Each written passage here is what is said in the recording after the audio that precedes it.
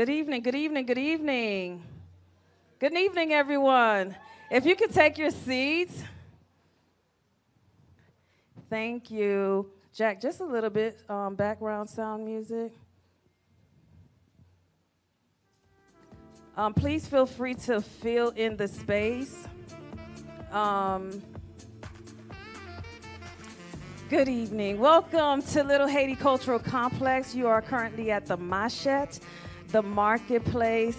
Welcome to Communal Conversation. Again, for those who came a little bit later, my name is Dasha St. Remy. I am the new Cultural Center manager here.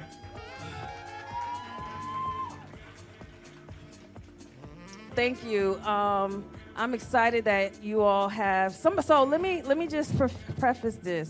I came in exactly 2 months ago, and I received a lot of feedback about what this place was and wasn't, what it could be and cannot be, and I have taken it all into heed. But the one person, there was somebody just this past Tuesday at the Haitian Heritage Month calendar meeting. I can't remember who the person was, but it felt so good when they said, "Welcome home." So I say to you all here in Little Haiti, welcome home. This is home for me. This is home for you. I hope you will allow Little Haiti Cultural Complex to continue to be home in whatever way you see home to be.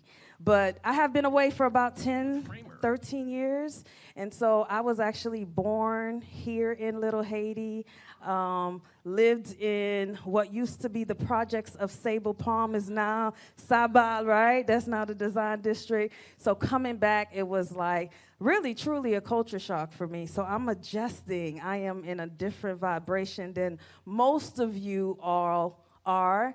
And I came with excitement, and I want to continue with excitement, if you know what I mean. So I'm excited. I'm excited to welcome you all home today, but I'm so very much excited about having communal conversation with these wonderful, wonderful women. Yeah, give it up for them. If I told you, you wouldn't believe me that this happened 2 weeks ago. If I told you, you wouldn't believe me. And so I also want to set the stage, and I'll give my thank yous now to the Center of Equitable Access. They are one of our vendors. Yes, they are the one that's making the food possible. Shout out to Munch and his crew, the people that's live streaming. Shout out to them. Thank you. Literally last week made this happen. Shout out to the cook of the hour, my mother. Thank you. Shout out. That was like literally yesterday. And shout out to y'all just being here. Come on, shout out.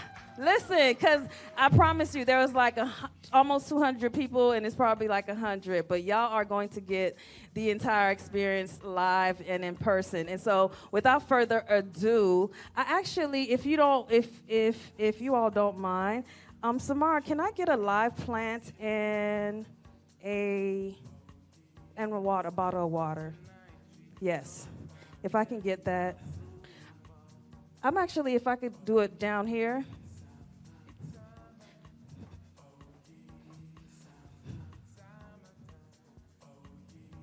And a live plant.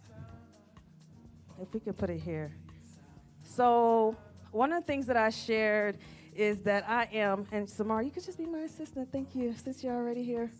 I want to be able to lead authentically, if you would allow me just a moment. So I am a minister in practice. I also have a social work background. And so one of my goals is to repair relationships with my staff, with politicians, with city people, with the community. And there's a bigger relationship that most of us in here have a connection with, is our island, our ancestral land of IET. So, Jack, if you could lower the volume completely. I want to take a moment of silence. Last night, I had an opportunity to go to a prayer visual that was specifically about praying for Haiti. And I just want to honor that ancestral land, as well as ancestors, as well as anybody who we can think that is back home that may need to use our energy in this moment, because there's so much going on. And so if you just bear with me, we want to pour libation to a living thing, which is this plant here, and water is the very thing that sustains us. And so just as I pour libation, I speak the names of all of our ancestors, our forefathers, Dessalines, Christophe, Louverture, everybody that came before us that has allowed us to be here in this space right now. Also, the ancestral land of the Native Americans, who actually was the first people on this land in Miami. We honor them and we pour libation and thank them for the energy for that we could be in this space. And we also want to pray and pour libation for all the people, the living people still in Haiti, trying to sustain themselves and find sustainable goods just to survive. And we thank you. And even for us, with all the terrorists, with all the things that's going on around the world, that we're trying to find respite and restore relationship, we pour libation and recognize that we are free as these plants, as free as the water that flows, as free as our breath that comes in and out. We thank you for this energy that we have, that we can then give it back to those who are in need, for sustainability, for longevity, but most important, for freedom. Thank you. Welcome. So I'm going to go ahead. Thank y'all. Allow me to be just for a moment. I'm going to go ahead and invite Angie Bell, Bertrhude, Albert, Kareen Ulysse to the stage so we can begin this communal conversation.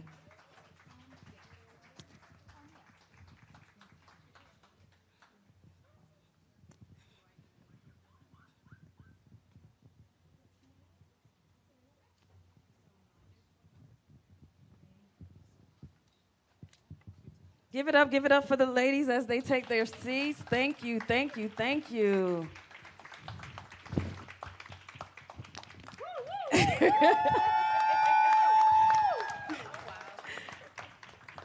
Well, so one of the things that we wanted to make this feel like, so we're going to be very just ourselves up here, but we're in the backyard, we're just vibing, napale, and you get to, experience us engaging in one another. Welcome, ladies. Thank you. Yes, yes. So, and go ahead and introduce the brief introduction, and then we're just going to get into it. Okay, first, thank you everyone for coming. Hey, this is our first time coming together, and it's exciting to see that people are coming to support us. So thank you for taking the time out of your Saturday for us. I'm Kareen Ulysse, and the short version of the story, my dad started a hospital in Cité Soleil in 1991, and around 2018, I visited the hospital and realized that it needed help. He was doing a good job, but for it to be at a hospital that I would be proud to talk about, it needed an administrative reform. So I stepped up for an administrative reform, and here I am 7 years later with a hospital and 3 clinics, right. 2 in Cité Soleil, that's and right. More to come. Thank you. Yes, yes. Honneur. Respect. Honneur. Respect. Honneur. Respect. Okay, moi nous là. Thank you so much for being here. My name is Angie Bell.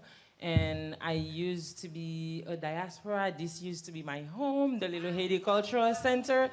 But 5 years ago, I moved back to Haiti. And similar to Kareen, my mom and dad founded a school 36 years ago. And today, I work full-time, live in Haiti and Cap-Haïtien, working at the school. And I also, I'm also a founder of a nonprofit called Poubelle Haïti that focuses on environmental justice in Haiti and focuses on waste management. And I do a lot, but everything I do relates back to Haiti, and it relates back to education, culture, and everything about Haiti that I live and breathe for. So that's it. And I guess as we speak, we're going to learn more about all of us. Yes. Bonsoir tout le monde! All right, if you guys are excited to be here, I want you to cry out, Vive Haïti! Vive Haïti! Vive Haïti! Vive Haïti! Canal la pape campé! That's right, it won't, and it didn't. Run and tell them that. Listen. And they stay mad. They may stay mad. It's okay. I'm so excited to be here with you all. So thrilled to be here with my sisters, two women that I admire, that ground me, that root me, that inspire me. To be here with a new sister, Dasha, and the leadership, your path forward is just, it's so bright and so powerful. It's such an honor. Such an honor. Look at these Sanique Belez. This is like Marie-Jeanne Lamartinière. This is like Catherine Flawn in front of you. And I'm excited to be here with you all, the children of Dessalines. Not Petite Dessalines like the political party, but the true Petite Dessalines. The children of Christophe, of Toussaint. It's such a privilege, an honor to be here with you. So my name is Dr. Bertrhude Albert, and I am the co-founder of P4H Global. Actually, I have my co-founder with me, Dr. Priscilla. Shout out to Dr. Priscilla and my other family. That's Te quiero mucho. That's with me. P4H Global, we train teachers across Haiti. We've trained over 15,000 teachers across all 10 of Haiti's departments. We've got 50 full-time staff members in Cap Haitian. But our entire goal is, if we want to see a Haiti liberated, it starts with the liberation of the mind. Yeah. It starts with knowledge, connaissance. It starts with us realizing who we are, where we come from, and where we are going. So we believe that quality education is key. Please, please. I'll pause here, but with P4H, our entire goal is quality education in Haiti and ensuring that the future generation has the tools needed to casser chaînes, to break the chains of the mental chains that still hold us back. Vive Haïti. Amen. I love you. Thank y'all. So you all will have all the opportunities to take pictures with these ladies. I want to take that moment to thank the Little Haiti Cultural Trust, the Step and Repeat. Please feel free to take pictures with them. They want to meet you all. And so let's go ahead and get into the conversation. Comment nous y est? On nous commence là. Comment, like for real, comment nous y est? How are you? In all honesty, it's a roller coaster. Mm-hmm. I'm well because you choose to be well. It's a choice. Everything you see happening in the news, it is happening. I just choose not to focus on it, but it is hard. But how am I? I'm blessed. I'm grateful. I'm still hopeful. But it is tiring. Mm. It is tiring. It is scary. Let's be honest. It is scary. Sis, even before you continue, I want to shine light on her. She's living in Cité Soleil. She's living in the heart of the struggle. Yeah. So those of us like in OCAP, like we honor you and we realize that most Haitians, even in Haiti, wouldn't be able to do what you're doing, living and fighting, and she refuses to leave. I'm gonna need tissue. I think I'm gonna get emotional. I'm gonna need tissue. Thank you. Samara, we're gonna need tissue. There might be some emotions flowing on here. I'm emotional person. And that's good, like, right? Like the emotions is necessary. It's cleansing. It shows us our passion, right? Like where we sit in the situation. If you don't get emotional about what you're passionate about, like, are you really passionate about it, right? And so, how are you, Angie Bell? I'm great. I'm amazing. Because I always say that Haiti has a way of making you sick and heal you at the same time. So I get sick every day of everything that's happening, and I'm healed every day. Every day. Because every day when I touch the land, when I see where I am, I'm home, I'm healed all over again. Yes, yes. And so I'm good. So tonight, I might be sick again. Monday, I go back home. I might be sick again, but I'll be healed all over again. I'll be great. So I'm good. Yes, I love that. I love that. I wonder if we all, no matter where we're situated, can find that that dualism, right? Like knowing that like I'm good, I'll be sick again, but like for what I have, for where I'm at, just as you like, but I'm good, right? Yeah, It's because when a lot of time things happen, you get mad, you get upset, and you will get upset every day. And I always tell people that when you live in Haiti, you will be mad every day. You will be tired every day. But at the same time, you will also be happy every day. And that's the reason why our people, they are always hopeful, because no matter what's happening, they are always happy. There will always be a smile on their face. And it's because of that land. Exactement. Ap toujou gen un bagay pou ki fè ko kontan. Yes. And you will always be okay no matter what. Good, good. I'm happy to know you're well. It had to be. And I did cut you off. Did you want to finish the No, thought? that was it. It's tough, but I'm good. It's a choice. You make a choice. If you choose to stay, it's a choice. So I chose to be in Haiti 7 years ago. I'm choosing Haiti every day. Every single day. So That's right. it just is what it is. It's a choice. And that's what love is. Love is a choice. It's a choice. Amen. True. How are you? How are you? Yeah, and Angie, I want to piggyback off a word that you said, hope and hopeful.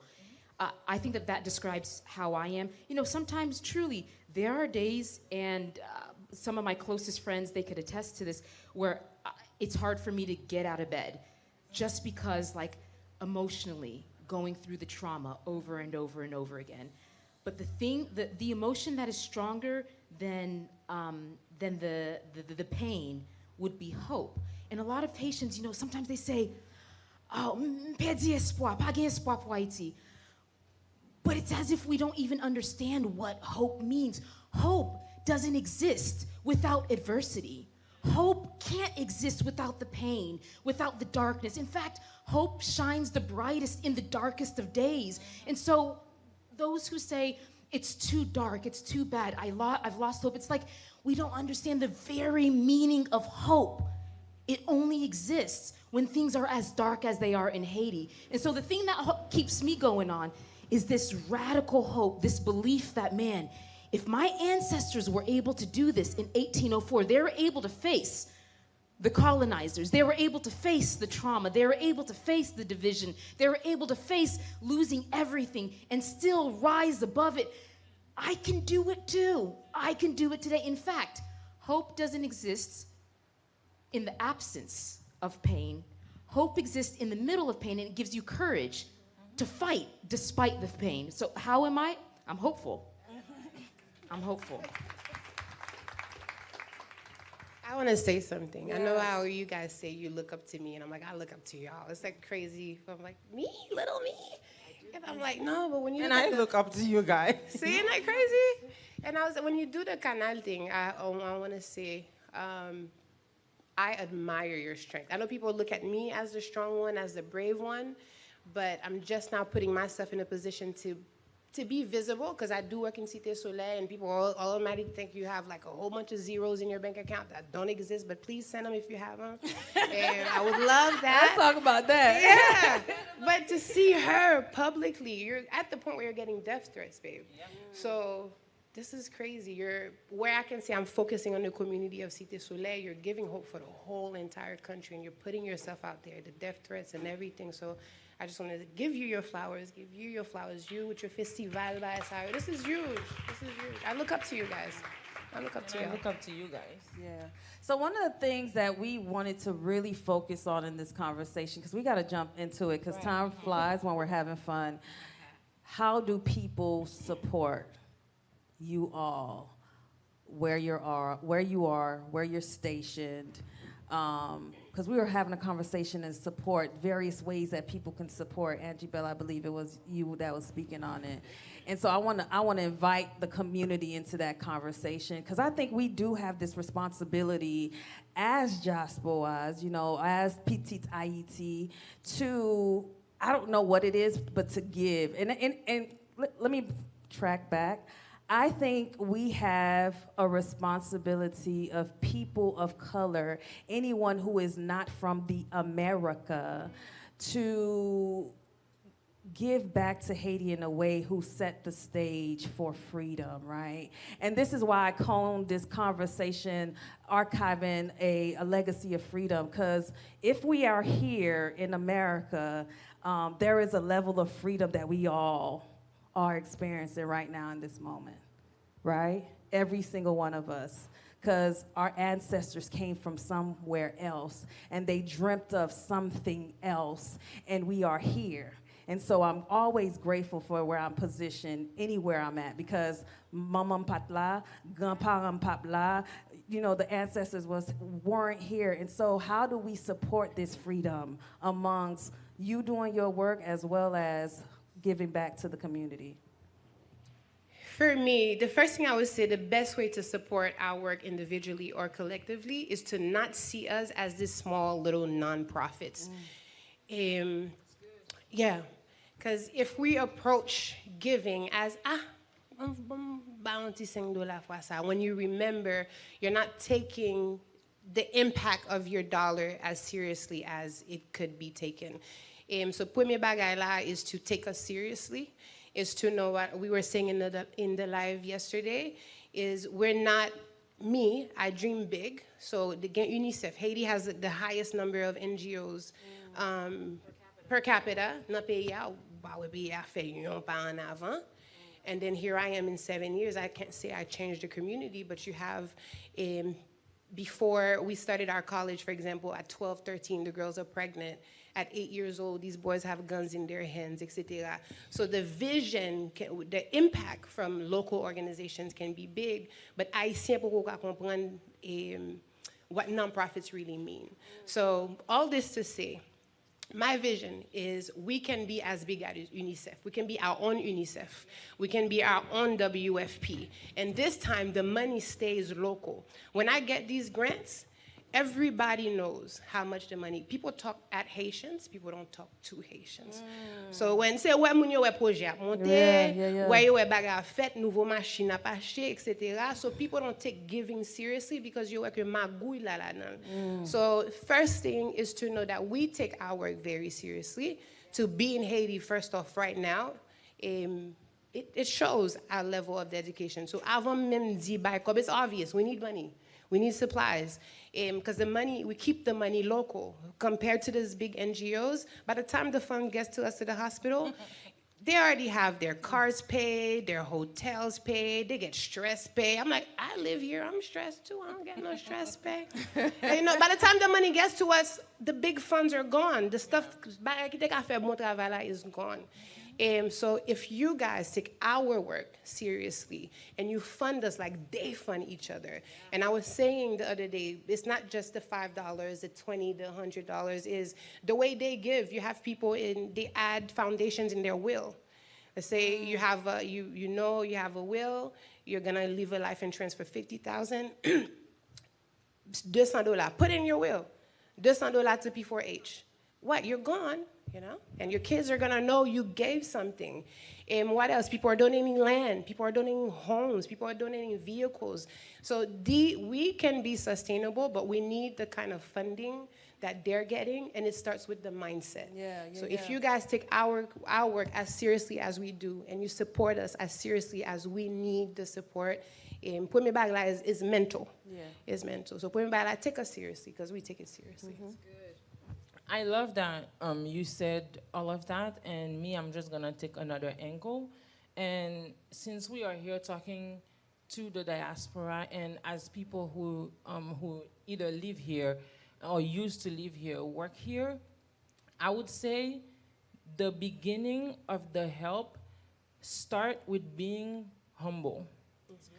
As Haitians and the diaspora, we need to be more humble. Because a lot of time, because we have the opportunity to be somewhere else, to do better, we think that we are superior. And every time we are helping Haiti, we are helping from above. Oh, wow. That's we are good. helping with a savior mentality. Break it, Okay, break it down. we need to break that. Because as Haitians, we cannot forget who we are just because we have better opportunities. That's good. And me, when I moved back, I learned that the hard way because I had to humble myself to learn. And yeah, because when we hear, some of us haven't been back to Haiti for 50 years, yet we have the plan to change Haiti. It's like, you have to be there. You have to touch that land. You have to be around the people. And for us to change it, the people have to give us the plan. We cannot create it as the diaspora. Yeah, that's good. We cannot create it. So the first thing I would say as people in the diaspora, the first way to help, we need to be humble. Agreed. We need to understand the work. And that's the reason why a lot of time, because of that lack of humility, we don't trust each other. We don't trust each other. Angie Bell. And Miss a lot of From the giving and the receiving. I love it. No, Moun kap seriously, bay yo pa yeah. fe moun yo confiance, moun No, kap you pran gotta kob la say pa fe how moun it yo is. confiance. Exactly. And because of that, mpa di bagay moun kap vole non charge. Yeah. Et c'est pas Haïti seulement non, À tout tout côté. côté, tout côté. Tout côté. But we need to rebuild that trust. Because just like Kareen said, there are a lot of our dollars that we are giving away that are not doing the job. Do you know how many environmental projects that I know pendant Haïti still pas un pied bois toujours? Vous comprenez? Right. So we have to go back, re-educate ourselves. Because just like I think you were saying, the mental revolution, that's what we need because the physical one happened already. And we, tant que Jean Toussaint te dit, racine ni yo rete, c'est nous-mêmes qui racine yo. We are the roots, so we have to know what we're doing. And we are stuck in that 1804 loop where we still think that we need to fight. Yes. We no longer need to physically fight. Exactly. We need to build, and that fight is mental. Right. We have to relearn. We have to re-educate. We have to rethink and start building. We are in construction. So c'est comme si we are in 1805. Yeah. This 2025 It's 1805. It's I hear you. 1805. It's the day after the reckoning when Exactly. everything. Yes. So it's like, what's next? What's we have to be next? building. And if we have constructors just like us that are building, so give us the rocks. And we'll build. Angie, can I say, first of all, we are women that's building. Let's put a pin here. Not only, because times are changing, right? And one of the things that I was interested in knowing, just who you are as human beings. Not all the titles and stuff, just as human beings, right? And what I was interested in knowing is the choice to live as a woman differently, especially for Haitian women, right? Right, Sandy?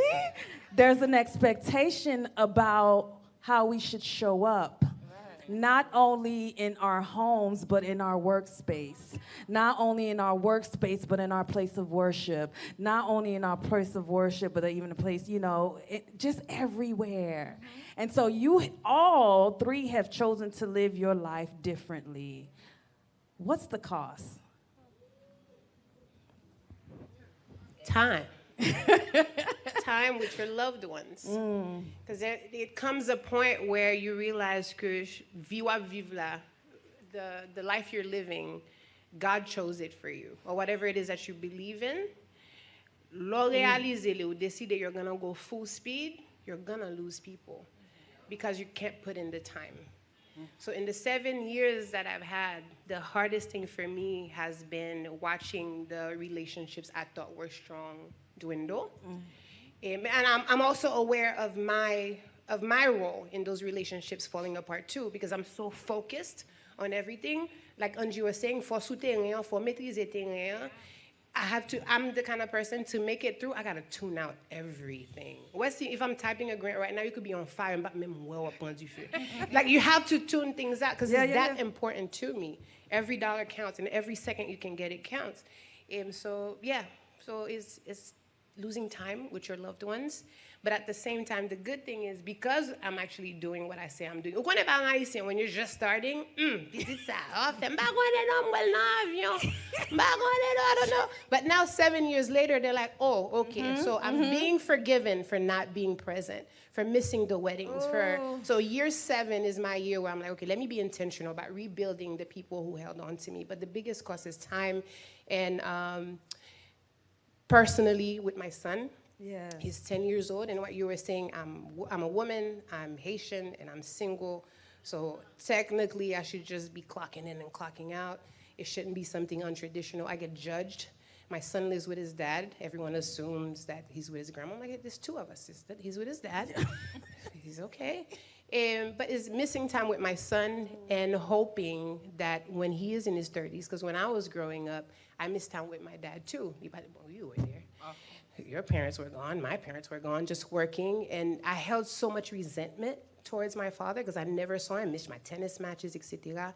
Mais c'est in my 28 when I went back to Haiti, and then now que me comprendre that I have a purpose because of his sacrifices. Yes. So it's the time, and I hope that my son gets it in 30 years. I hope he forgives my absence. Right, and reconcile, right? I think there's again, going back to like relationship, I want to hear the cost for you two as well. But I think there's something that you said, just reconciling relationship, even in that, right? A lot of us here, like, especially si nous petites Haïtiens, right? Where if we're Haitian, we don't understand some of the sacrifices, right? Especially if we're first generation here. And I know y'all were born in Haiti. I'm talking about my lived experience, that there was also a sacrifice made for them to work so hard in this new world and not be present. Their focus was that we survive and thrive. And clearly I'm here, right? It worked, right? So reconciling those relationships. Angie Bell. You can go first. Go ahead, Bertrhude. You answered the other question. You haven't been spoken. So. Go ahead. She like, I'm in the conversation. I'm here just listening. This is good. You're part of the conversation too. Okay, I'm here. Thank you, Angie. I think control would be the thing that I've sacrificed. And I think I see it in you 3 as well. Control in the sense that I think that all 3 of us, we have visions for our lives. I think, let's even go straight to the point of, all 3 of us, if we could be married tomorrow, hallelujah, we would be married tomorrow. I swear amen. So Kareen is taking applications. Make sure to fill them out and send them her way. And I think that we probably have had visions of our life and where we would be. And I think that because we're running so hard after Haiti and the development of Haiti, quite frankly, I think we probably scare away men. I've heard it a lot, like guys are intimidated. I said, little me, why are you intimidated? For what? But I think that, but then you have to ask yourself, do I then shy down? Do I become less of what God has called me to do? Do I do less of what God has put in front of me because I want a man? No. In fact, I think that that's going to help dwindle down and help me find the right one. Come on, sauce season. Get sauce, sis. Because this is the word. Here's the word. Because as I am running towards the goal, as I am looking forward, I look to the left, I look to the right, and I find my man because he is running as well. We are both running towards the goal. Hallelujah. Amen. Let me tell you, just to piggyback off what you said, I've had men talking to me and m'pa vraiment faire parce qu'il a pas Haïti mal. Soit pas Haïti mal, I like ça ne va pas là. It's like I m'pa capable. So tout ça fait partie là-dedans too, and giving up that, the conversation. For example, you go on a date and ouais moun nan déjà pas gen vision pour le jamais mettre pied là Haïti encore, and you thinking bon like ou pas là-dedans. Right. So a lot.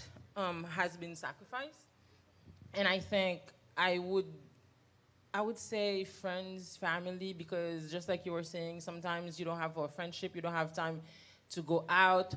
Although in OCAP, there are a lot of parties. And people don't think that, but there are a lot of parties, even on a Monday. And sometimes they just don't post about it because of everything that's happening in Port-au-Prince.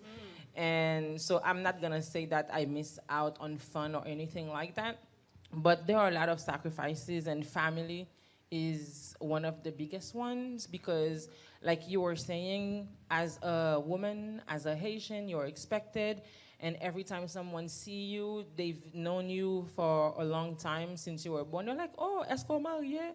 Ou gen petit?" It's like, I'm like, no, but I'm working. Successfully. And I have to shout out to my mom who's in the room. First female senator of the Republic of Haiti. Yes. Come, Mami Bell. We got a legend in the building. And I have to say that everything that I am today, although that just like you were saying, when we were growing up, we missed a lot of days with our parents, but I think everything we are today is following their footsteps. Yes. And a lot of things, we understand them way after. Because gampil bagay se kounya map kompren yo. Yes. It's just now that I'm leaving them, I'm like, okay, I get it. Yeah. Because they've been doing that same fight. Yeah. And they still doing it, and I think everything that we are today, we have a similar story because our fathers, we look up to them, our mothers, we look up to them, and we are still working within what they started. So we are not starting anything. We are just continuing. We are following. We are learning of what they started to build. Yeah. So what is the work in continuing the work? What is the work in continuing the work? I'll say it again. What is the work in continuing the work? It's a lot of work because at the beginning, there is always a clash. Because not only we are coming as young diaspora, so we are young, we are coming from the diaspora, and we are their kids. So ça veut dire most of the conversations are never in the same line at the beginning. Right, the era, the generational gaps. Right. Mm-hmm. And I think just like I was saying before, it goes right back to that humility, trying to understand. And working at the school it starts from kindergarten until 12th grade, and we also have a university. And it has been there for 36 years. That means there's something that's working. Yeah. If it wasn't working, li badab la toujou. So ça veut dire, I have to pull myself back to see what they're doing, learn from it, and see what I can change. And if I come with that mentality of, hey, I know more, I know best, that clash is just gonna keep happening. Because they think they know best. Exactly. Too, because they've been working. So right. Of course, what they did work, so they do know best. But at the same time, there has to be that transition. And I feel like that's what we're missing in Haiti. That's what we're missing in most of Haitians' families. And that's why we are not building legacies. Yeah. Speak on that. Because there is no transition. Speak on that. And a lot of us, we don't want our kids to be doing what we're doing. I want to stay in that legacy vein, because we're archiving a legacy of freedom. And so in the Americas, where we are stationed currently, there is a way that people keep legacy here that don't look like you and I, right? And wealth is passed on from generation for generation. I was actually reading something that says the millennials of this time will be actually African American, will be the richest that they've ever been. African Americans. For Haitian in particular, how can we do it in the ways that are looking back at what our parents did, but do it in a way that feels natural and authentic to us and continue that legacy, even back home? I'm talking about in IET, because the wealth here is different here, right? Land is important, and land is important everywhere, but in Haiti, Yeah, the reason why Haiti is the way it is because a lot of people trying to take the land. Okay, that was my pin. But how do we do that in Haiti, even for the people here? Same thing with what Angie said. The first thing is to take a step back and observe. Everything you think you know, you don't know.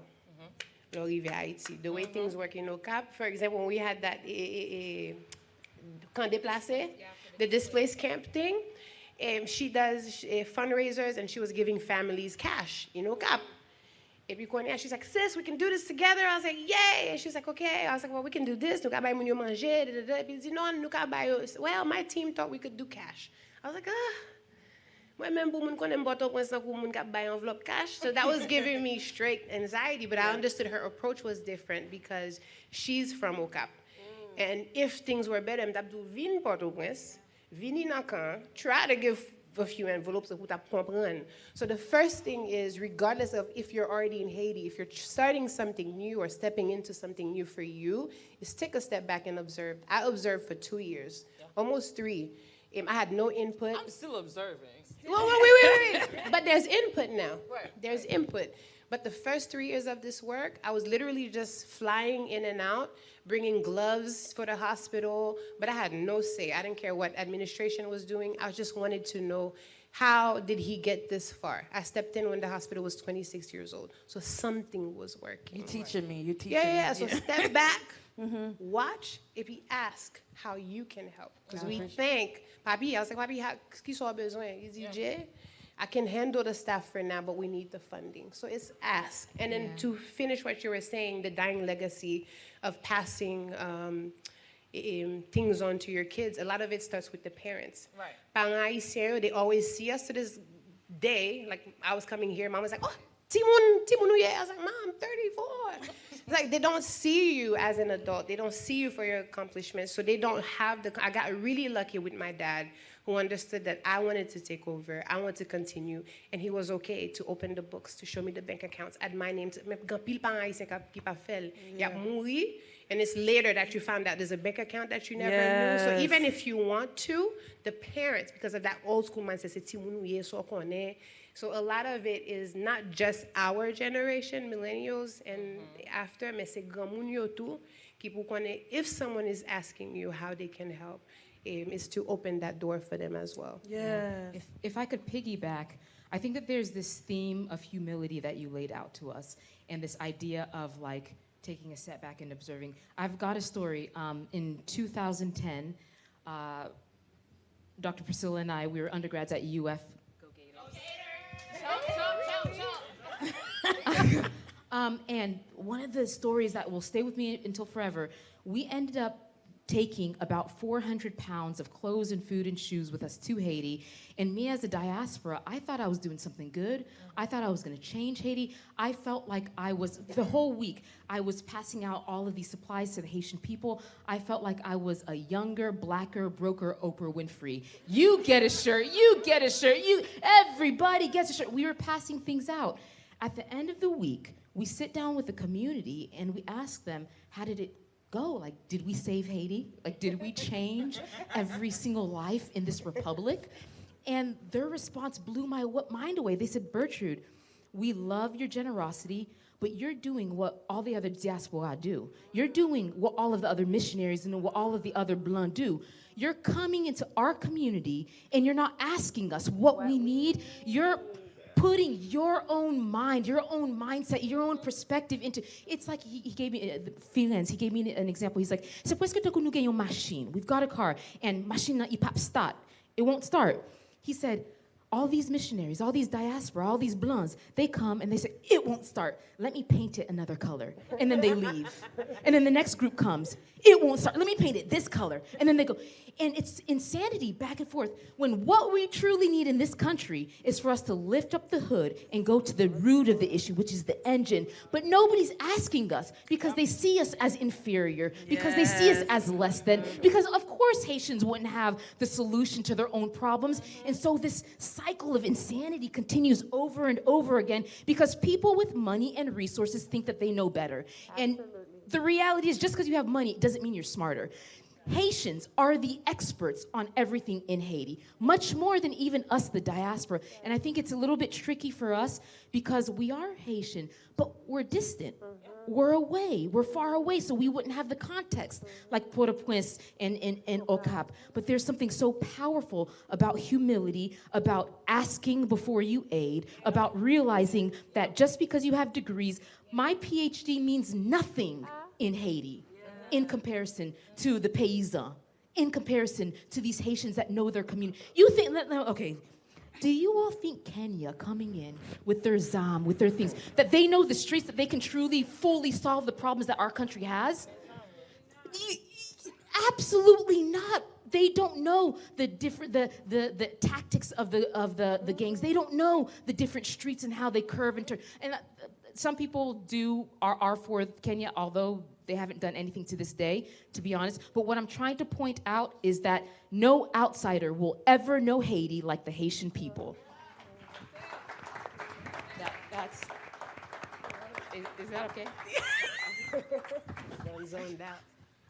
I'm learning. I'm over here like a student, just taking it in. Yes, it's okay. One more thing. Yes. There are so many books. Dead Aid, Toxic Charity, When Helping Hurts. Book after book after book that says it's not just in Haiti. All over the world with vulnerable populations, yo mete yo en bas pied. We treat them as inferior because they don't have money, because they don't have resources. But that is not a good representation of their intellect, of their understanding of. I believe that Haitians living in Maïsad, they probably know a lot more about development than PhDs at University of Florida, at University of Miami. Yeah. They have such a deep understanding. A deeper knowledge. A deeper knowledge. Qui ça nous pense? And I have a question that can help. Is to really ask, what is the Haitian dream? Because we come here and we believe in that American dream. You mean collectively as a people, And what is the Haitian dream? Wow. What is the Haitian dream? And to begin with that, le on moun son bon haïtien, what does that mean? Because a lot of time, le do like lo moun kap vole, le do monsieur son bon haïtien. Lo moun kap bay menti, ou di monsieur son bon haïtien. But what does it mean pour son bon haïtien? Qui ça un bon haïtien yé? L'on définit un haïtien, qui ça veut dire? Cause l'on aller en Haïti, l'on aller Maïsa doit aller l'autre côté rencontrer haïtien, c'est plus bon moun ou jamais rencontrer. Okay? Positive. Great mentality, humble, clean. And le kounya la ou rencontrer un bon haïtien, that's when you can ask them, what's the Haitian dream? Because if you're coming to contribute to the dream, you have to know what the dream is. You cannot come with the American dream mentality or Chinese dream mentality or wherever you're coming from, because they make us believe in so many dreams, but we forget what the Haitian dream is. Qui sa rêve haïtien yé? Parce que faut connaître sa rêve haïtien yé pour faire tourner réalité. So I feel like that's the first question all of us need to answer. What is it for you? I'm still thinking. I'm still trying to figure it out. Can I answer that question? Yeah, go ahead. Freedom. That's exactly what Freedom. Like for me, in every place I want to be, no lie, y'all. Like I came here, and I'm going to be very transparent, and I shared with y'all, I'm in 2 months in, right? I love this place. I love my staff. I love the opportunity to be here today. But we walk around like we ain't free. Like I walk, my parents, my sisters, they're here. They will tell you, I'm different. And I accept that. I accept that now. I used to have a problem with it. But I want to always walk like I'm free. I want to be free in my mind, in my body, in my spirit. What like is freedom?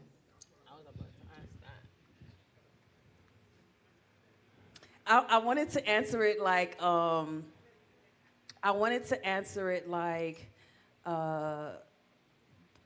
one of the singers answer it, which Nina Simone. No fear, no fear, right? What is freedom? no fear. I want to be able to come to work, no fear. I want to be able to have this conversation with you all, no fear. I don't want to have stress in my body. I don't want to have to worry about how I'm going to pay my bills. When I'm in Haiti, like, this is why I love to travel, and I travel by myself. I love traveling. But people say, why? Why do you like traveling by yourself? With my, it's just free. There's this freedom about it. I'm not responsible for nobody but myself. And as women, since this is Women Month, that's the thing that I often feel like we don't get enough of, just to be by ourselves. That's what the forefathers were doing. They didn't want to be captive by somebody else's hand, right? In Haiti and other places heard about it, and they was like, man, these people, they living free. Like, how do we get that? So for me, no fear. What about you guys? I was gonna add to what you said. It is beautiful, but I'm smiling because when I'm in Haiti and you're looking at the people, they don't think of freedom because it's not something that they're looking for. And I feel like us in the diaspora, our Haitian dream is freedom, but Haitians in Haiti, that's not what they think about. They've had that for so long. They don't know what it is to ask for freedom. They've been so free. And when I'm travel to certain places, there are certain things that I see and I'm like, I'm reacting to certain things and I'm like, oh wait, it's because I'm Haitian. It's like, I've been free for too long. I don't get that. You see what I mean? Yeah. So those are things that being in the diaspora and going back to Haiti, you are understanding. People, Haitians in Haiti, they don't dream of freedom. Security. Yeah, that's not their Haitian dream. And security. Which is right underneath, right? Like, it's not the fullness of freedom, but that's an element. That's an element of freedom. It's like they want the scraps, like the smallest elements of security, but there's much more. There's much more. Yeah. I'd like to go back to, and I've got a thought of what freedom is, but like, do you want to share what you think what freedom is? I mean, freedom to me, as a Haitian, you can only experience it in Haiti. I have a very good friend of mine. He just started picking up jogging, etc. A big black guy, 6'3". Really? How old? And right. Just turned 40, very smart. Gallant. No? Jen. Never mind. All right. Okay. But he, it broke my heart when he talked about how he loves jogging. I'll courir. This girl, what you mean? Like, even jogging in his own neighborhood. It's scary. I thought about making a hoodie saying, hey, I'm just jogging because I love to run. And it's like, I think we come to America, we make the money, we get successful, and we forget that we're not free here. And we are not free here. You can't jog. I had a grant. This lady in Texas invited me to her house to go talk for grants, etc. Et puis, she was at work. I got there before her. And she's like, oh, just go in the house. Dis-moi, my black tail in your house, in an all-white neighborhood in Texas, they didn't know you had guests coming. Et puis, when people have been telling them, I said, I'll just wait outside until you come. But I am a free person. That freedom, I forget I'm black. Yeah. I forget I'm black when I'm in Haiti. So this is the kind of freedom. I don't have that problem. But the diaspora, why everyone, I don't get how people are so comfortable being gone for 40 years. I've been here for 2 months, and I can't wait. I know. I'm like, oh, my God. All right. Yep. Just because you can just be yourself. I don't have to code switch. I don't have to yes, ma'am. I don't have to nothing. So that freedom, you can only experience it at home. And if you're cool with not feeling if you're okay with this lie that we've built, the American dream, you don't even own a house. You pay your house off, don't pay your property taxes for 2 years. It's gone. It's gone. Nothing here is yours. And we've lied to ourselves about this image of success that has nothing. Freedom for us. Qui sa freedom here for? Ou bat ko? It was me, Tati Mami, Tati Kati, Tati Kareen, etc. 4 women on all of us kids. Ou fin ready no semaine. We didn't have, my parents started from the bottom. Nous pas ka aller dans moulin sur mer, etc. Dans la plage publique. Had the best time, ou prend biboukan, etc. Tande ti tou badou, ou tourne, and you're back to the grind. So the freedom isn't rich. While kay moun yo, I go to my friend's house, I have the best time. Gede moun wala kayo sa boki tou ben. Gede moun, they have heated water. But it feels so good. I'm like, yeah, boki tou la kayo man.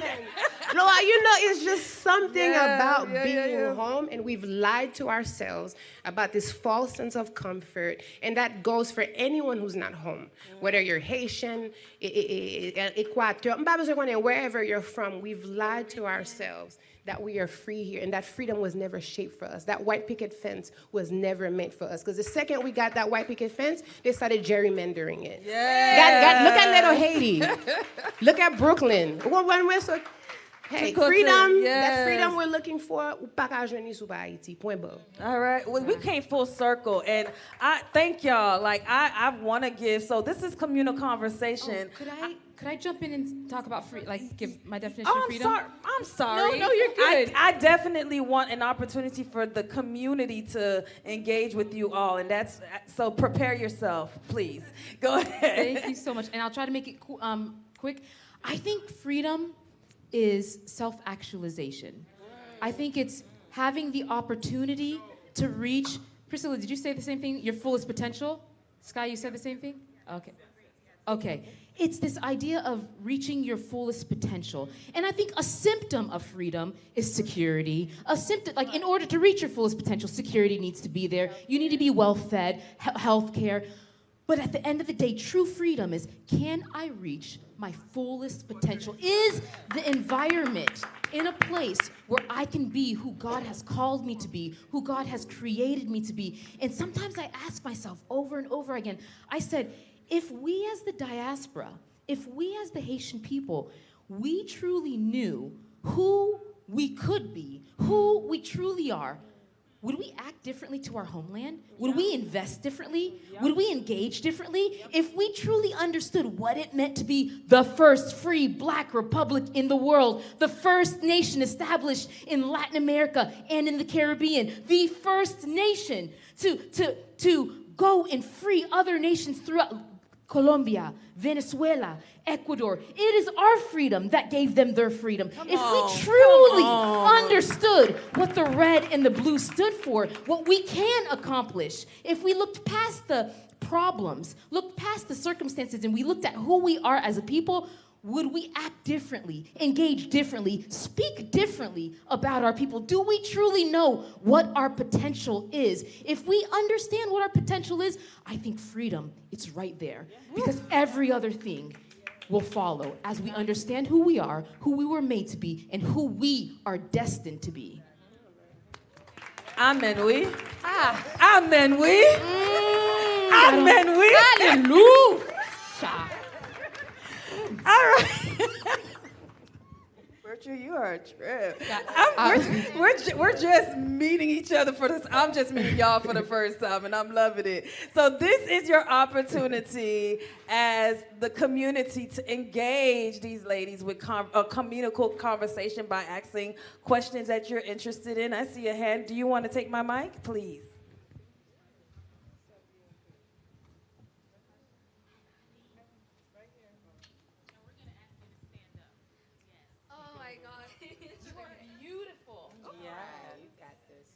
Bonsoir tout le monde. Hi, hello. My name is Christelle. I am 20 years old.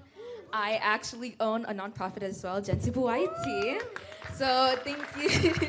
I've actually been following Kareen Ulysse. She actually reached out to me back in 2022. I don't know if you remember, but you actually reached out to me in regards of if you'd like to speak for one of our Zoom meetings. And I actually didn't respond because I got really scared because I started Gensi Buaiti when I was 18 years old. And it really took a lot of time, but not only also support, because it was meant for people who were really young, like, Gen Z, which is like a generation starting from the 2000s.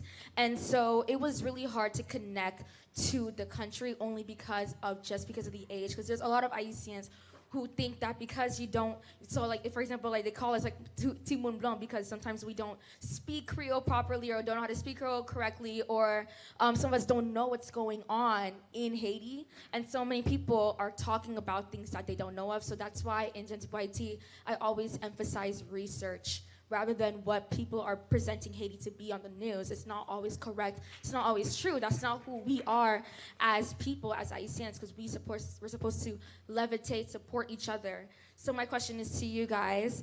How, as Haitian youth, the ones who do not really know the culture, don't really know what's going on, the ones who are just getting news from their parents saying, "Oh, Haiti pas bon pas aller." My mom, she doesn't want me to go to Haiti. Even when they opened Okai Airport, I wanted to go to Jérémy, things like that, to go see my family. But my family are so scared of what's happening in Haiti and things of that nature. But it's more of how can we support each other, that just because the language barrier or just because I'm in Miami or in Fort Lauderdale, that shouldn't stop me from being connected to my country or to the people, because I want to help, I want to engage. And sometimes it's just the things that are going on. They see that as a restriction, but I see that as a way for us to work around it and to go ahead and give back to the community. I remember now. Did you ever do it? Did you ever? You did. Congratulations, hon.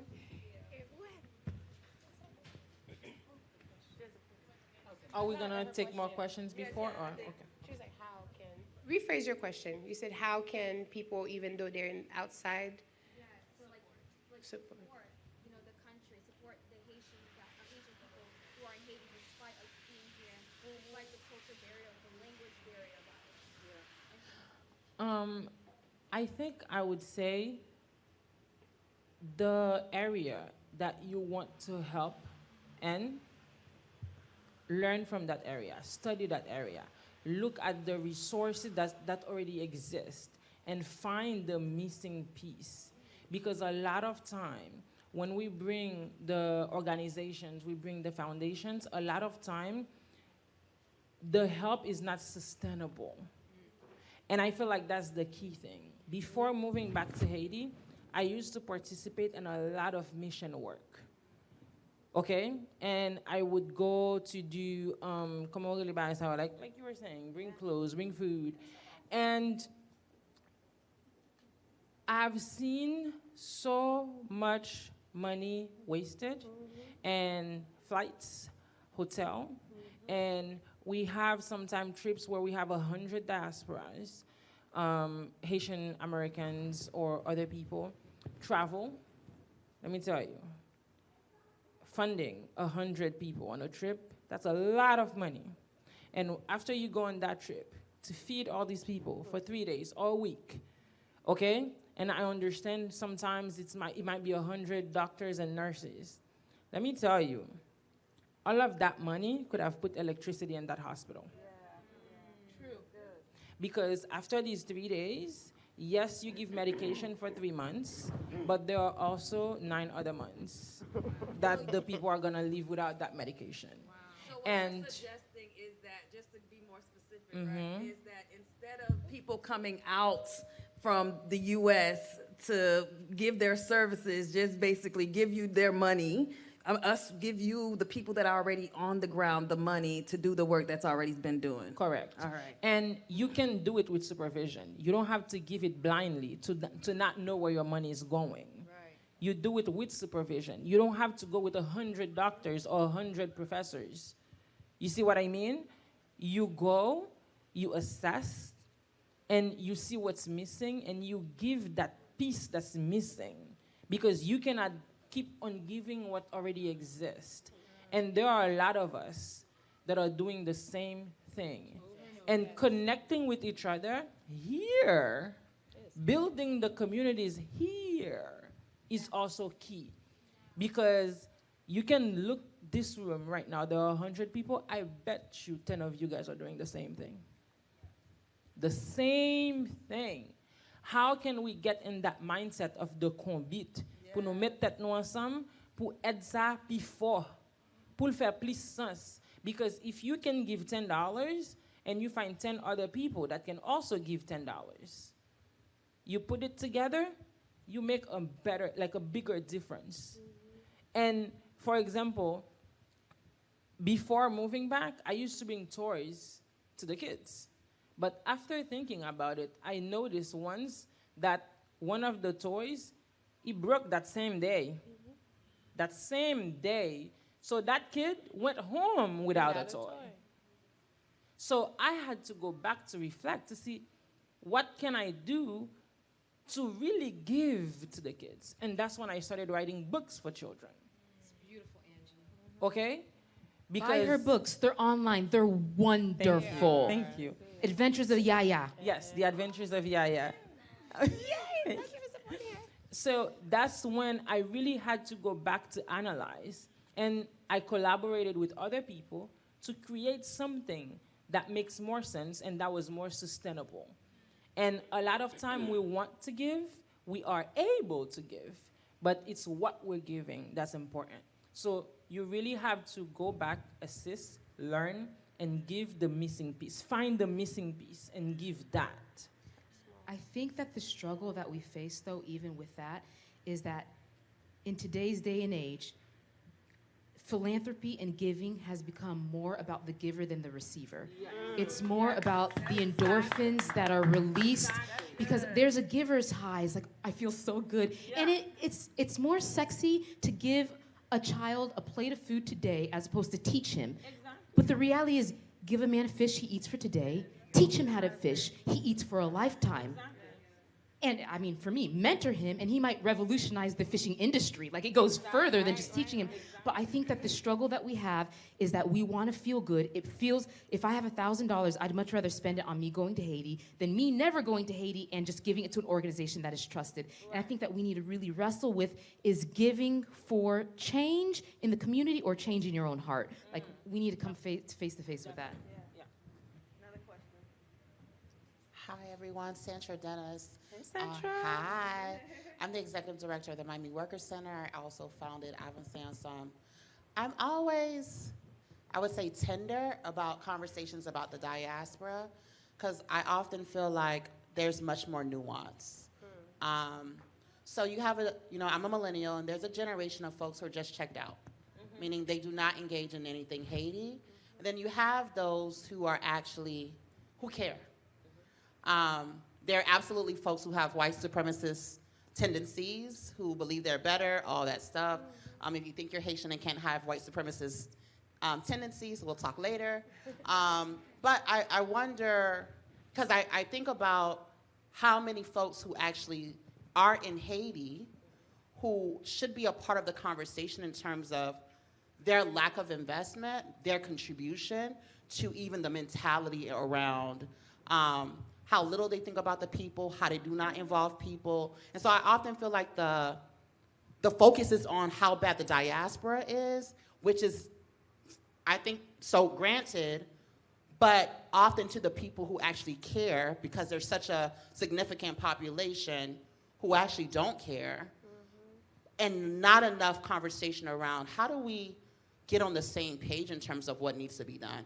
And I'm not trying to make it a loaded question, but I hope it resonates around, like, I'll just be named. Like, T-Joe posted something about, he was in DR and talked about how great DR was and, McDonald's and all that. I'm just like, he lives in Haiti.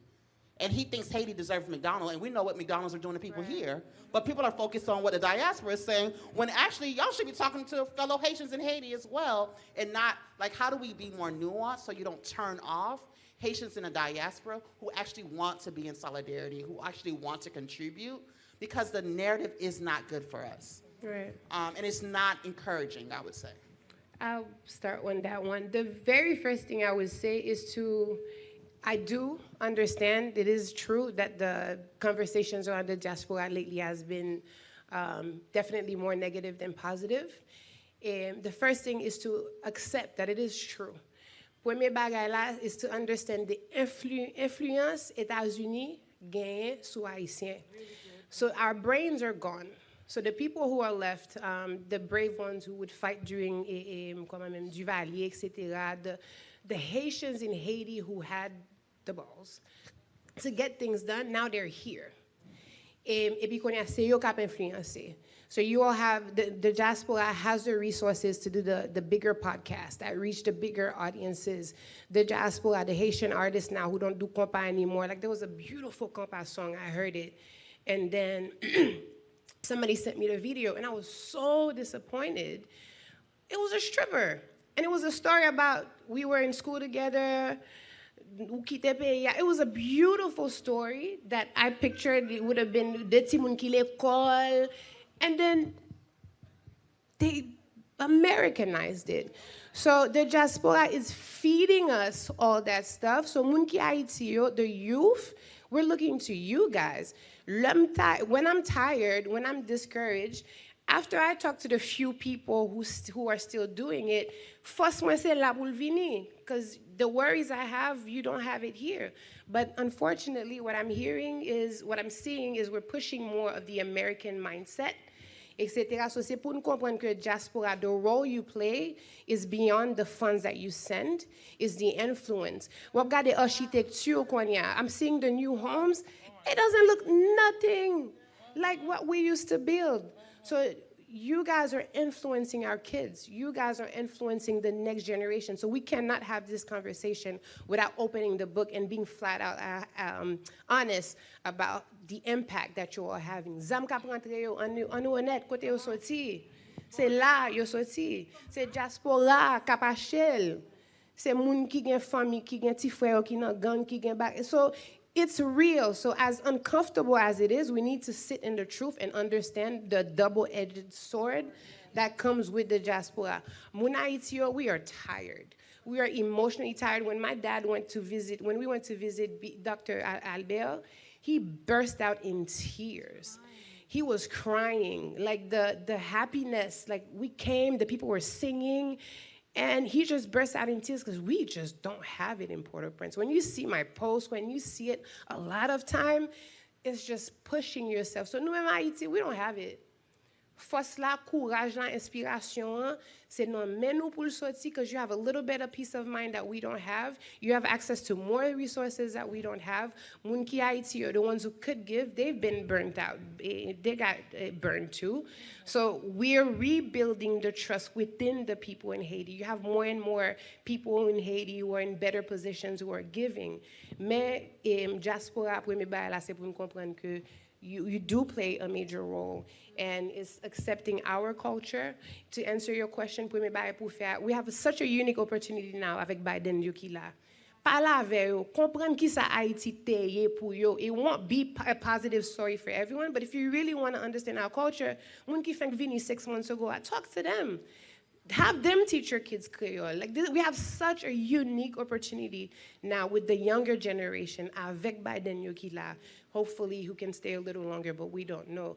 Mais diaspora right now, people in Haiti, we just need y'all to be the light, the positive, and accepter culture nous. Let's go back to the basics, and then let's go back to feeding the kids. Now, I'm sorry, I have nothing against lace fronts or anything. Même si j'ai longtemps d'avoir l'école, ouais, ti moun ak bel ti boule goyo, bel ti demoiselle. You know you're in secondaire parce que you pas gen ti robe poufion encore. C'est ti jupe ak chemise.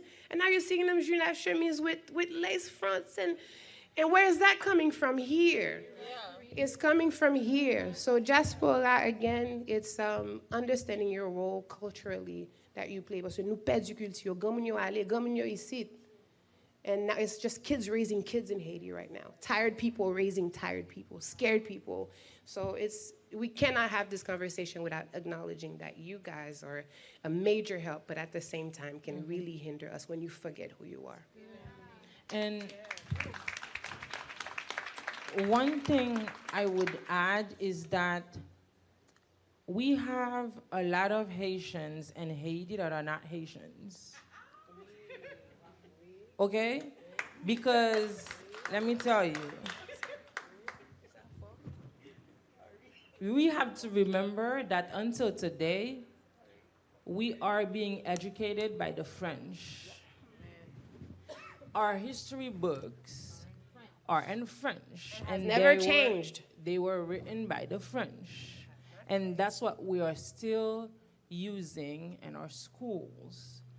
So, we have a lot of Haitians, okay, our mindset, it's crafted for exactly the result we have today.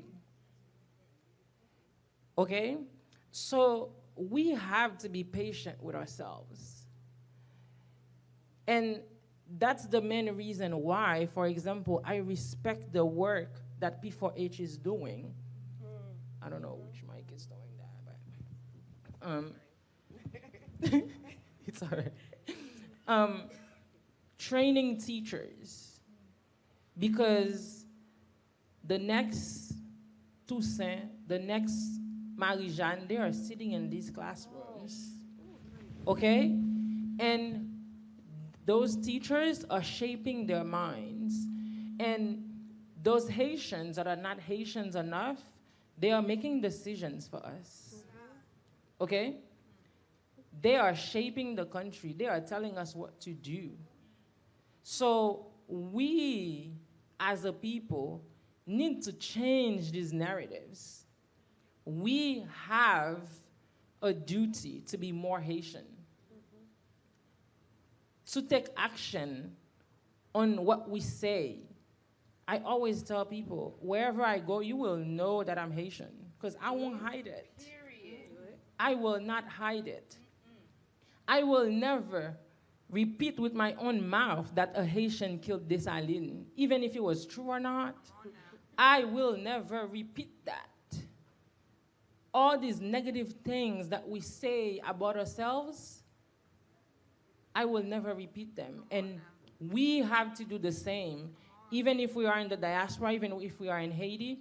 And that's the reason why education is the key to the change, because our mind is not what it needs to be.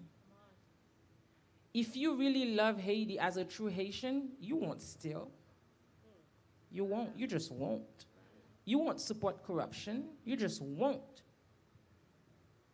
And I remember m'tap bay blag sa, gen yon président, I can't remember nan ki pays, yon président en Afrique, qui dit kon sa ke, for all of the government officials and their offices, he doesn't want his picture as the president. I want you guys to put the picture of your families. So when you steal, you're looking at your families. That's who you're stealing from, not me as a president. I remember that, and that marked me. Wow. So that's the reason why I feel that, yeah, education is a big part. And I'm not saying education and the school in Haiti only, us as well. We need to re-educate ourselves. Yeah. We need to read real history books. Yes, by Inabilo. We need to listen to people that are sharing what we need to know. And all of that is part of the change.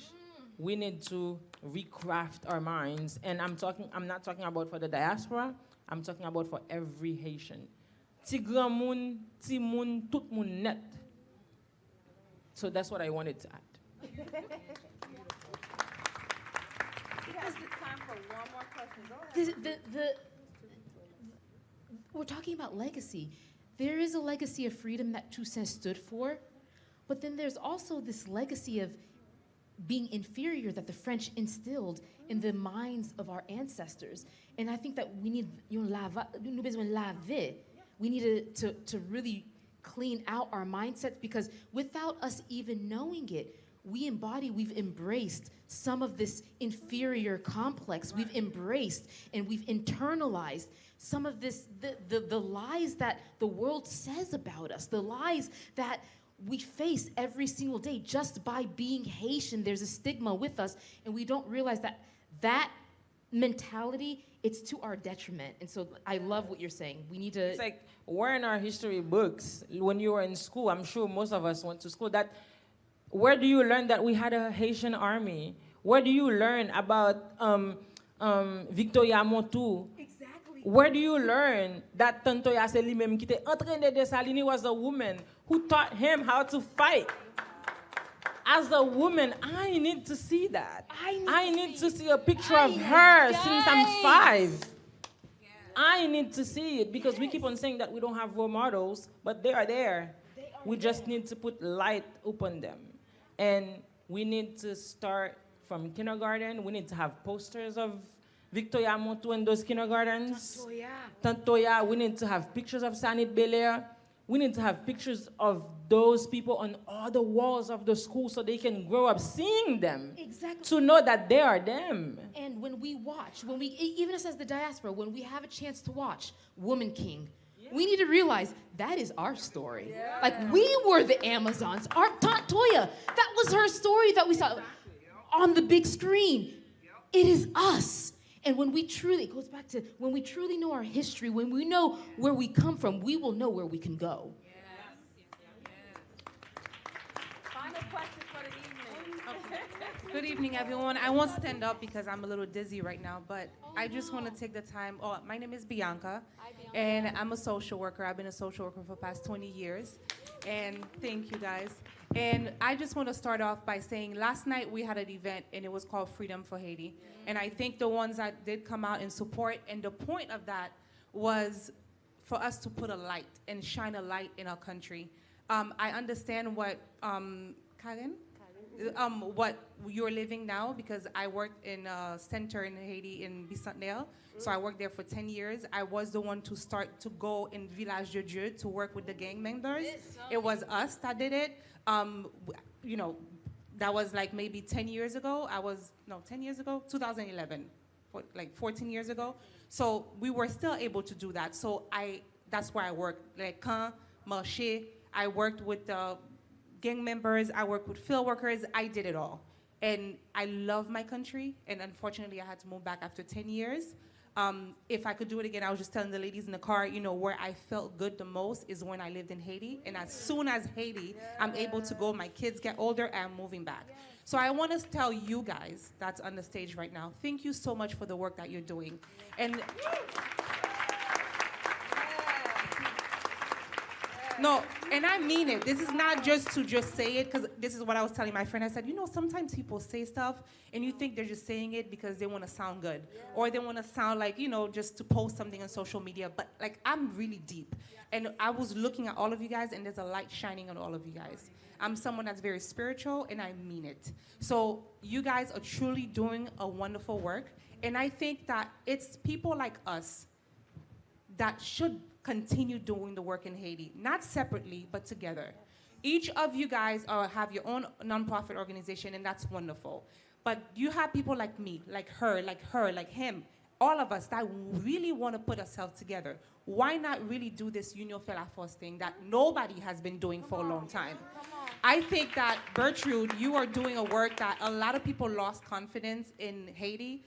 I also now support a non-for-profit organization in Haiti where I work with children in Matinois, and because that's what yes, that's me. Oh, yes. Incredible school. Yes, it is. It's an incredible school. So I think, you know, a lot of times when I call my donors and I say, you know, we need your help, and oh no, I stopped giving to Haiti a long time ago. I'm sorry. I just, you know. Clinton, and I'm like, what does that have to do with anything? But we're so quick to judge and say, oh, Haiti pap changé, pas gagné café. Like, what are you talking about? So I think you started this thing where you are helping people to have confidence and trust again in giving. And I applaud you for that, girl. Listen to me. I think I give credit what credit is deserved. The whole time you're speaking, you're giving me goosebumps. All of you guys are amazing, but let's get together, ladies, and change our country. I think it's time for us to do that.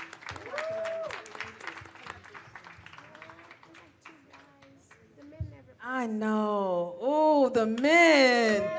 All right, we got to hear from the men. We got to.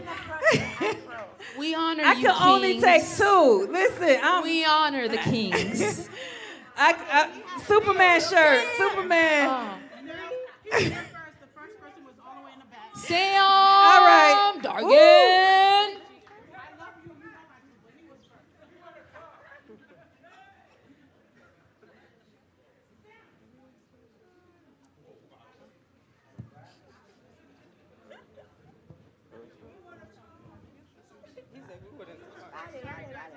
All right, well, first and foremost, my name is Samuel. Hello, ladies. Yes, Right here? All right. Because they said they're looking. I don't know if you're married or not. Hi, ladies. First and foremost, I just want to really just, once again, I think, Bianca, you said it, and really thank you guys for your courage. I think there's a lot that we need to, there's so much more to this conversation, right? As a person who lived in Haiti, who it took me years to understand what's really happening on the ground. It took me years to understand diaspora is not even really necessarily a good thing, right? There's so much we have to learn. We talk about mindset, right? I have a school in Haiti with them that essayer montrer ti moun yo créole pour commencer. Même parents yo vinn di, m'pa besoin parler créole avec petit moun, non? That's how deep it is, right? So we have a lot to break down when the parents that don't speak French, that don't understand French, they're telling you they don't want you teaching Creole to their kids. What does that say about our society? And I will say this. I know Angie Bell. I met Dr. Bertrhude, and I will say for me, I had almost given up on Haiti. Like a lot of diaspora, right? We're sick of just family après nous demander nous l'argent, nous payer à descendre. Mais my mindset on Haiti is this, and I would encourage you to take this home. Giving up on Haiti is simply not an option. Period. All right? It is not. It is not. It is not. Period. Good evening, ladies. Thank you for Good being evening. here. We appreciate you all. My name is Ro Michelle. I don't know if it's a question or a statement. Okay. What is your challenge or call to action to the diaspora? Because when we have meetings like this, I know we have there's 4 beautiful ladies on stage. You all can add.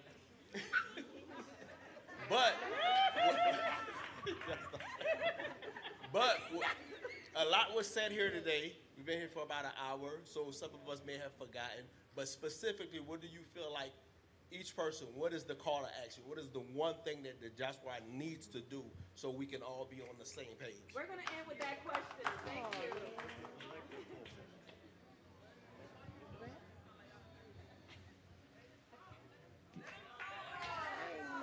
Listen, the people have spoken. Okay.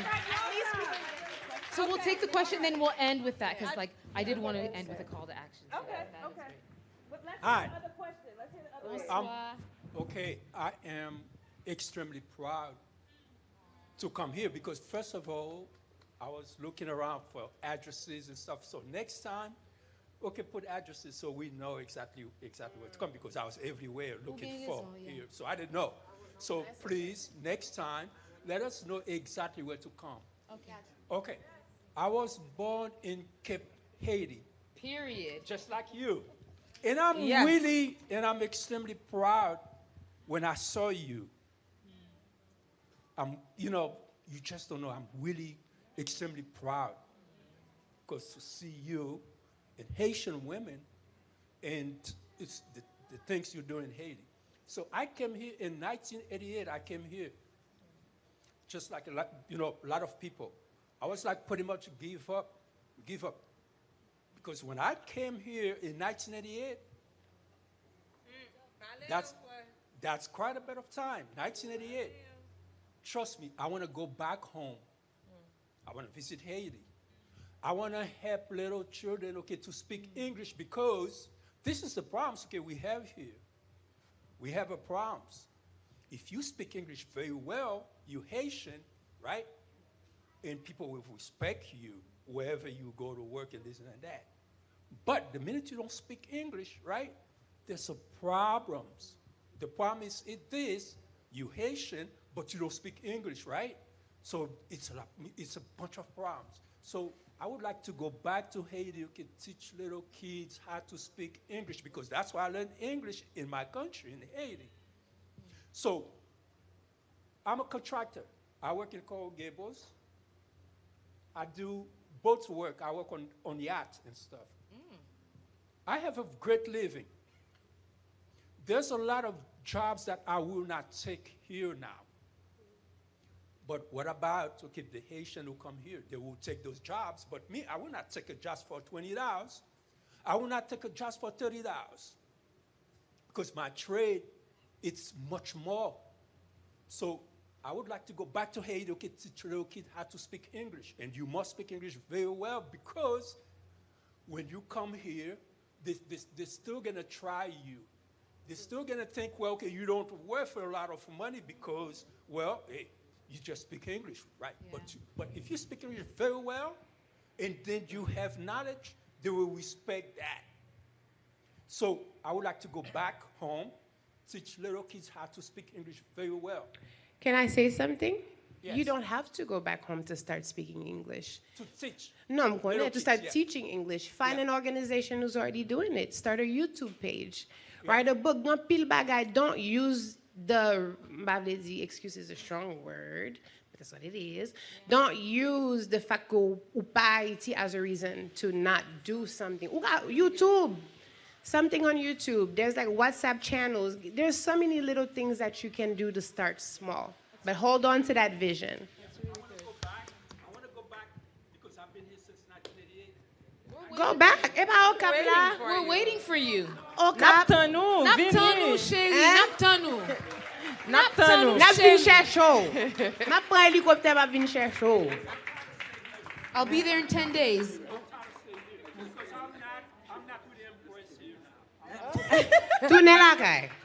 So there was a charge. There was a charge. Thank you. There was a charge that was asked of us, right? I have to wrap up, people. You know what I'm saying? Nous commençons à aller. I gave you all the space, right? So let's finish. Well, beyond time, but I also want to give y'all time to meet them, right? So this conversation doesn't end right here. Like, we are going to have time to mingle. So please, again, you'll have opportunity to take pictures with these young ladies, with these women, and also ask them more questions outside of this platform. Okay, so please stay relaxed. Bertrhude, Dr. Bertrhude.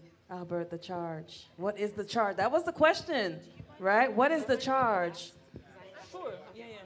I'm gonna go last, if that's okay. Go. Okay. The charge, the call to action.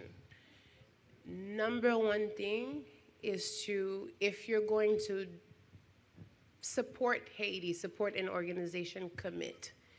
If you can donate, whether it's $5, try to commit for 3 months, 6 months, 9 months, 12 months. Commit to giving. And when you give so that you feel like you give. See, even when I'm giving, as I say, you can give 50 or 75, I'm going to give the 75. You give till it hurts, but not enough. This is what I'm learning from them and how they do it and everything. But the premier bagay is to commit to a dollar amount and donate for a year. It allows us to plan. And I tell people this all the time. There's this lady, she donates $5 every month. When I see that PayPal says you receive $4.88 because they take their cut, I know it's my little old lady. But I know it's coming every month. It's been 2 years now.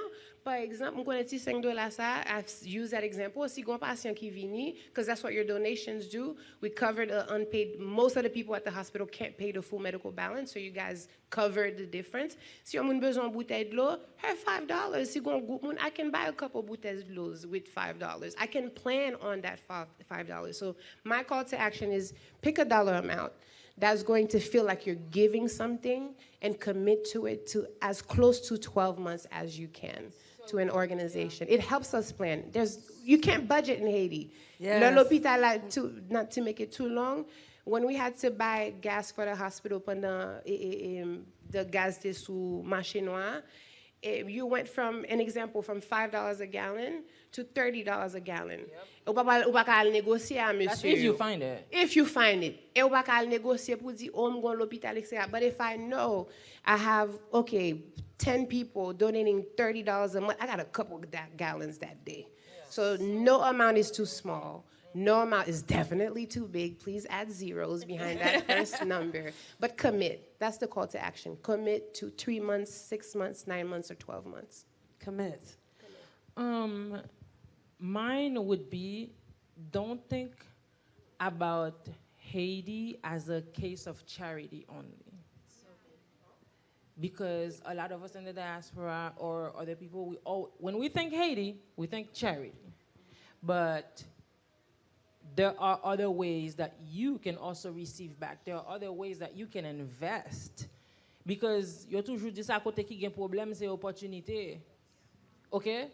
There are a lot of opportunities in Haiti. And of course it's risky. But at the same time, I always tell people, you will not get up, go to China and start a hotel, start a business. You have to do the market study. You have to do your research. So I always encourage the diaspora to invest. And you know it's a risk. Of course it's a risk. But you can do charity, but do sustainable charity, please. You can invest, but research. Invest with the right people. Because I'll just give a quick example. Cap Haïtien right now. We are receiving everybody. I mean everybody. So that means there is a major housing issue. Yes. That's an opportunity for real estate investment. That's an opportunity. And there are certain big projects only the diaspora can do. Okay? So we have to get into that mindset of combit and go invest home. Just the same way a lot of us were investing in the DR a couple of years and months ago. Invested in real estate. A lot of us lost a lot of money. We lost a lot of money because they don't want us there. But we have space in Haiti to invest in real estate. Si grand-mère te vo l'école avec mango, tap vend mango, you can continue that legacy. Parce que jardin mango ça, because you have the opportunity here, Whole Food buys mangoes from Haiti, guys. We have the best mangoes. Number one. Okay? Import mangoes. 28 qualities mangoes. Okay? So, yeah, there are a lot of opportunities. So please, don't think of Haiti as a charity case only. We do need charity. We do need sustainable charity. But we also need investment so you don't keep on giving and not getting anything in return, because we all need that return. Thank you. Thank you. Before I address the diaspora, I want to address our allies, those who aren't part of the Haitian diaspora. I know specifically I've got some here, but I'm sure that there's some in the room. Thank you for who you are to our people. We have even Dr. Valeria, who went to Haiti with me. She trained up my entire staff because she's a doctor of physical therapy. And she's like, you're traveling across all of Haiti. I want you guys to be strengthened. For the allies who know that you're from Puerto Rico, that's an island sister to us, you know that you're not Haitian, but you still love us, and you know Plasu, you know your role. You're not trying to be saviors. Thank you to all the I think that there's some more allies. There we go. There's an ally. There's another ally. There they are. Okay. To all of the allies, thank you for standing with us and not trying to make your voice become our voice, allowing our voice to be amplified. We appreciate you. And to the diaspora, we're going to end with this. I'm so glad that we're ending with the question. I love to use this illustration. Kisa saye? Negmawan. Hallelujah. Meli. Negmawan. This is the story. Let's go back in history. Maroons in Haitian history, they remind me a lot of the Haitian diaspora. For me, we are the 21st century Maroons. Why do I say that? Maroons were enslaved Africans who broke away from the plantation, and they ran far into the mountainous interior of Haiti. They ran far away. They left everything they knew, their families, their friends, their networks. They left everything for what felt like a different country because it was so far away. Now, the powerful thing about Maroons in Haiti is that there were Maroons all across Latin America, Jamaica, Puerto Rico, all across the world. But what made Haitian Maroons different is that they went into faraway lands and they gained knowledge. They gained experience.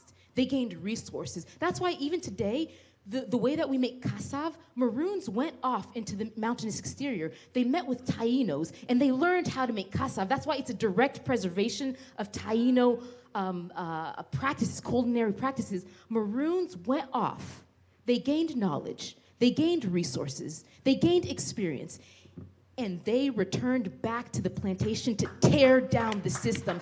That is what made Haitian Maroons different than Maroons across Latin America, is that our Maroons came back. They knew who they were. They knew that their responsibility to their family and to their friends. If we did not have Maroons, there are many historians that say we might not have won the Haitian Revolution without Maroons. That's why Haiti's first army was called the Indigenous Army. That's why Haiti, the name of our country, it's an indigenous name, and that's because the Maroons went off, they connected with the Tainos, and then there was a preservation of culture there. What am I trying to say here? Haitian diaspora, we are the Maroons of the 21st century. We've left our land, we've gained knowledge, experience. Some of you are CEOs, you are educators, you are brilliant individuals. But that knowledge that you have, it is not for you. The knowledge that you have is so that we can go back and tear down the system, help free our brothers and sisters. You have a responsibility. You have a role. The time is now. Haiti will be liberated, and we will be part of the liberation.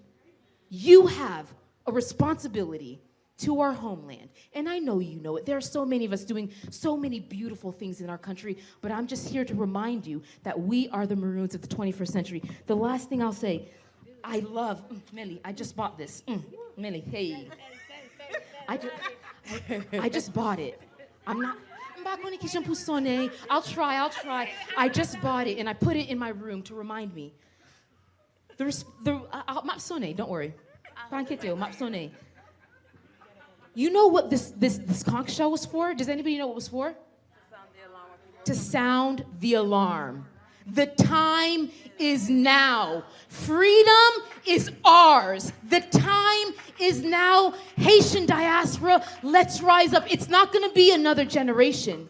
It's going to be our generation. We are going to continue the legacy of Toussaint when he said, the roots are many and they are deep. We are those roots. We are many and we are deep. The time is now. Freedom is ours. Let me sound this alarm. Let me go. Yeah!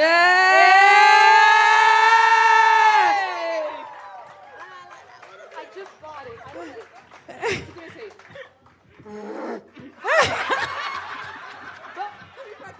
You got this. Give me 1 second. Wait, we need the drum roll right before.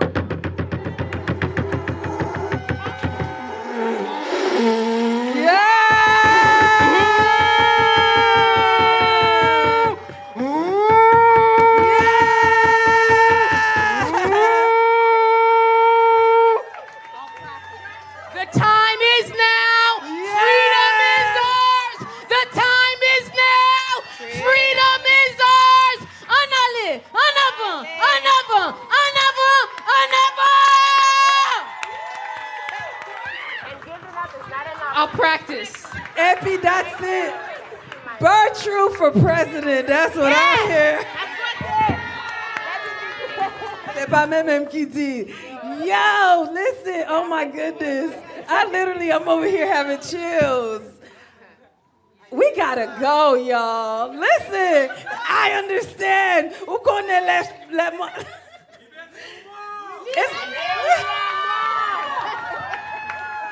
Okay, seriously, I gotta go because my bladder is full. But now, I want each and every one of y'all. So I actually shout out to Samara. Please, Samara made this stage, this space beautiful for us. I love it. Please, I can't do it here on this platform. But as we go around afterwards, you all should be connecting with these ladies to see, basically give them your Cash App, your Zelle, your Venmo. Listen, like we do in church. I told you, Samara, right? I was gonna pass out the offering plate, but it's too small. They need bigger money, like 0, 0, 0s, right? And so we're gonna do that. That's the communal part. But also, please also tell people, no, you're gonna do that there. I gotta shut it out there. I wanna give you something. Can I give you something? it's been in my spirit when we talked about this day, and for it to come together. And shout out to everyone who's made it happen. Shout out to my staff, the team at Little Haiti Cultural Complex. For real, for real. I was terrified coming into this space today. Mainly because you have these expectations and you never know how it's gonna turn out. And I understand the importance of having Omon Bokoto, beside you, right? My prayer and hope for each and every one of you is that you have somebody beside you. And it doesn't have to be a man. I know it doesn't have, listen, you have that friend, you have that mother, you have that dog, you have that something beside you to remind you that you are just human. You are a being who simply want to be. You want to do this work too, but I pray that you find moments that you can simply be. And restore everything that you give out to the community. Tenfold. Tenfold. You can lose yourself in this work. Yeah. You lose yourself. I'm sure. There's a song, I didn't think I was going to do it, but Spirit is, I'm a minister. Spirit is asking me to do it now. If you bear with me, there's a song I wrote. It's called Wake Up Little Girl. And I believe especially being Women Month, I just want to sing it to y'all. It's just a chant. Wake up, little girl. Wake up, little girl. Wake up, little girl. Wake up, little girl. Leve ti fi, gen yon pil bagay pou di, gen yon pil bagay pou fe, gen yon pil bagay pou. Leve ti fi, gen yon pil bagay pou di, gen yon pil bagay pou fe, gen yon pil bagay pou. Wake up, little girl. That's my prayer to you all. Thank you. And we just want to say thank you too for creating that space. Thank you for being here. And like you said, whenever, rien pas jamais fait sans raison. Rien pas jamais fait sans raison. So even though we are saying thank you, this is not goodbye, this is not the end, and this is just the beginning, the continuation of something that's bigger than us. Oh, Angie. Sure. Thank you. Thank you to everyone. Thank you literally for coming. I was nervous about, we were all nervous to be honest, about being here, but the biggest thing that scared me was where people are gonna actually show up. It's easy, on a telephone, you can like, I'm gonna pop up, we gonna pop up, you gonna like, swipe, etc. You can forget about us. But your presence here, your physical presence here, means that we were actually able to reach your heart. So, ou prend machine, ou monter machine, dépenser gaz, ou vini, ou chita, ou rete 35 minutes après for us. It's so motivational because it can feel like you're just talking. Like even though the money comes, the funding is here, but the presence. So thank you all for showing up. And I think tellement bien different organizations, Haitians organizations, they're doing summits, giving each other's award. But I was worried when the conversation is actually about something meaningful, where people are gonna show up. And you showed up. So thank you. Thank you. Thank you. Ladies, thank you. Please give it up for these ladies. Oh, and as Samara's telling me, thank you. Communal conversation will happen every Tuesday in the month of Haitian Heritage Month. This is something we would like to continue to have here because I think it's so important, and it could be whatever you all want it to be. Who are the people y'all want to talk to? Like, this is not about just me. It's bigger than us, right? It's beyond us. So please join us every Tuesday from 6 to 8. We'll be at that time in the theater for Haitian Heritage Month and having communal Communal Conversation every Tuesday from 6 to 8. Thank you again for coming.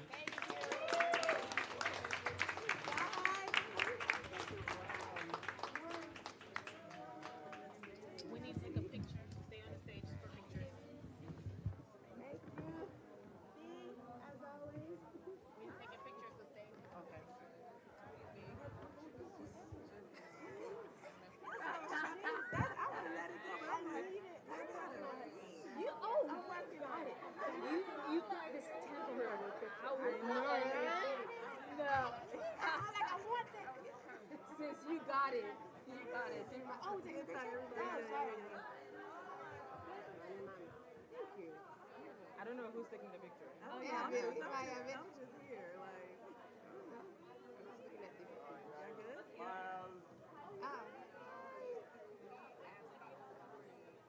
Thank you. One more.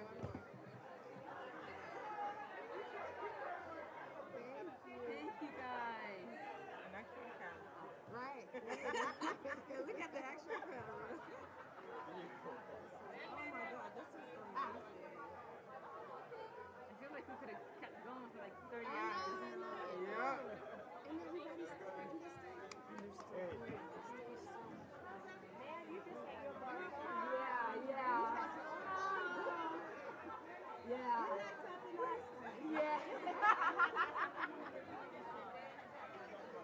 Sis, I feel like You need to have this town hall every week.